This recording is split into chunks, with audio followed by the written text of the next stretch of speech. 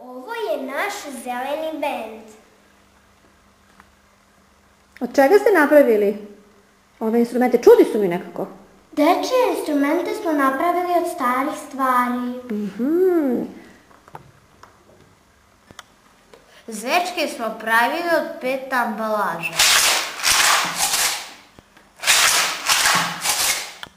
Štapiće smo napravili od bakinih starih metli.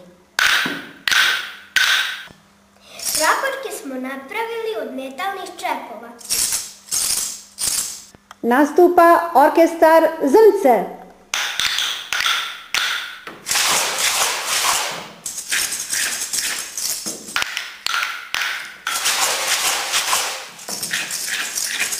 A sad malo kreativne buke.